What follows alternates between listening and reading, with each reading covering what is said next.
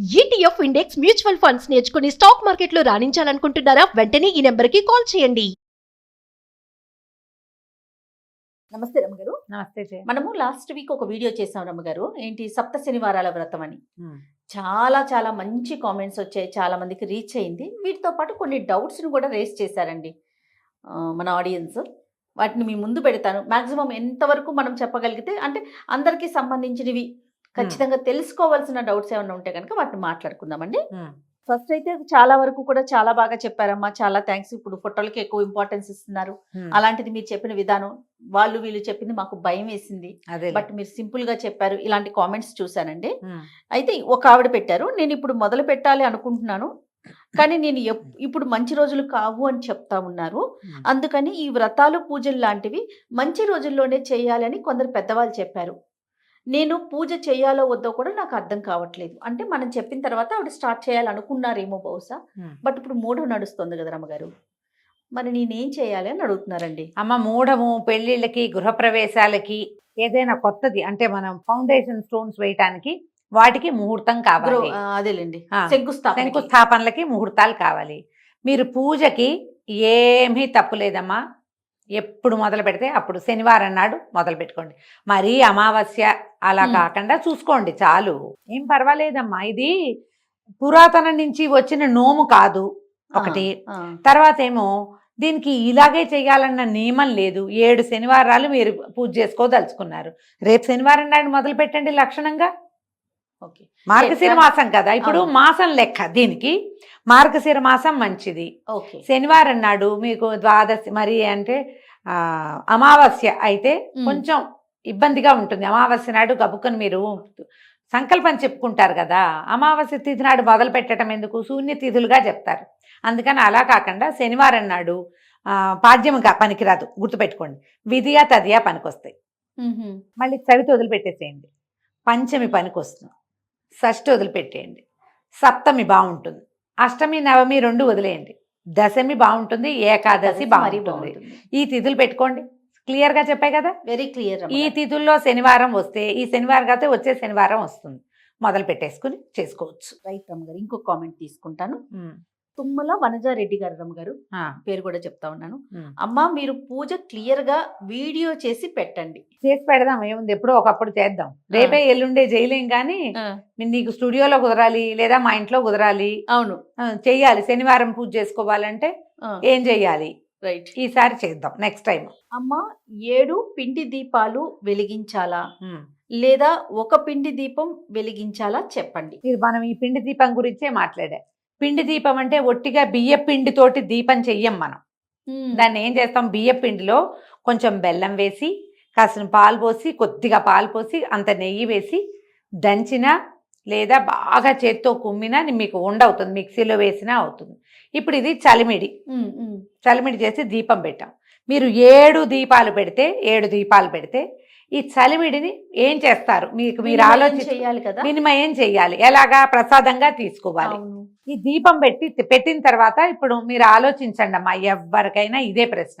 7 దీపాలు పెట్టావు, దీపారాధన కొందు వెలిగింది దీపం చక్కగా 1 గంట 2 గంటలు.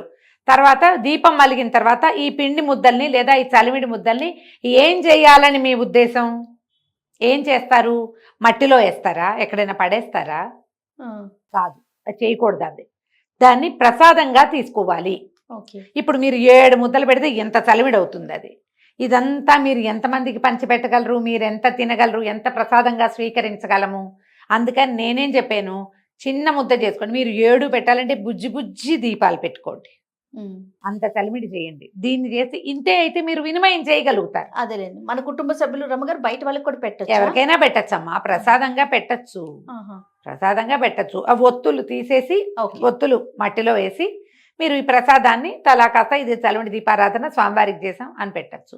మీరు 1 పెడితే ఎలాంటి ఫలితమో అమ్మా, ఫర్ యువర్ కైండ్ ఇన్ఫర్మేషన్, 7 పెట్టినా అంతే, ఏం తేడా లేదు. భయపడద్దమ్మా ముందు, అంతే. చాలా మందికి కామన్ గా వచ్చే క్వశ్చన్ ఒకటి నేను చెప్తాను. నన్ను కూడా ఒకళ్ళు అడిగారు, ఫోన్ ఇన్స్టాలో పెట్టారు, ఏమిటి కలశం 7 వారాలు చేద్దాం అనుకుంటున్నాం, నేను కలశం పెట్టుకోవాలనుకుంటున్నాను, వారం వారం కలశానికి ఒక కొబ్బరికాయ మార్చాలి, బ్లౌజ్ పీసు మార్చాలా అని అడిగారు. నేను నా తెలివితోటే చెప్పే జయ సమాధానం. 7 రోజులు 7 వారాలు 7 కొబ్బరికాయలు 7 జాకెట్ ముక్కలు మీ వల్ల అవుతుందో అవదో.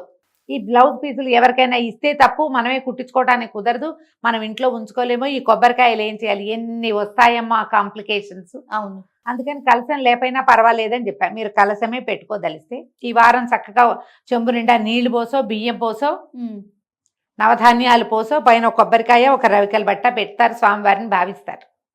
సాయంకాలం అయ్యాక దేవుణ్ణి కదిపేస్తారు కదా, రేపు పొద్దున్నే చక్కగా జాకెట్ ముక్క కొబ్బరికాయ తీసి పైన పెట్టుకోండి, ఎక్కడ పడితే అక్కడ పెట్టకుండా. అందులో నీళ్లు గనక పోసుంటే మొక్కల్లో పోసేయండి, బియ్యం పోస్తే శుభ్రంగా అన్నం వండుకుని తినేయండి, ఏం పర్వాలేదు. చెంబుని బాగా తోముకోండి.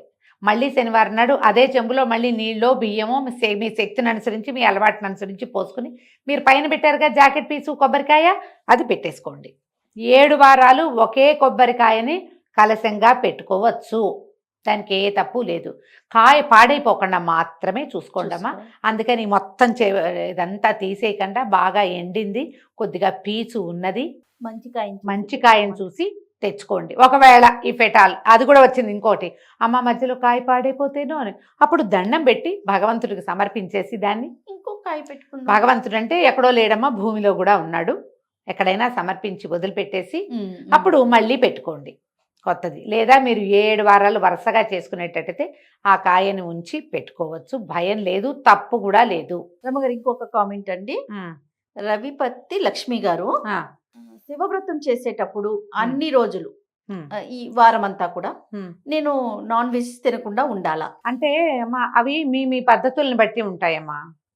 మీరు వెజిటేరియన్ గా ఉంటాను అని దేవుడికి దండం పెట్టుకున్నారనుకోండి, 7 శనివారాలు అంటే కనీసం 7 ఏళ్ళు 49 7 54 ఉన్నాయి కదా అవునవును రోజులు, అంటే ఇంచుమించుగా ఒక 60 రోజులు, 2 నెలలు అనుకో కనీసం. 7 వారాలు అంటే 2 months కదా.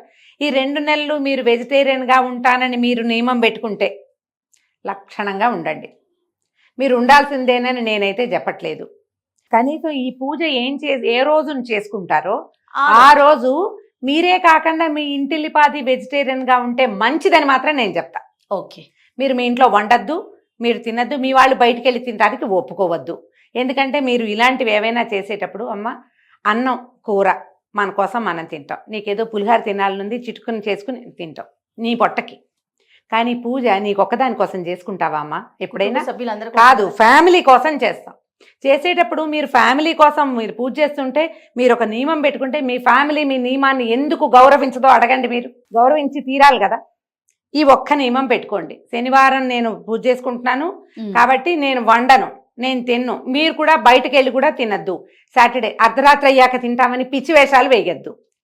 ఆదివారం నాడు ఏదో చేసుకోండి, సోమవారం నాడు, కానీ ఈ ఒక్క ప్రత్యేకమైన రోజున అర్ధరాత్రి దాటటము అలాంటి నియమాలు కూడా ఉండవు.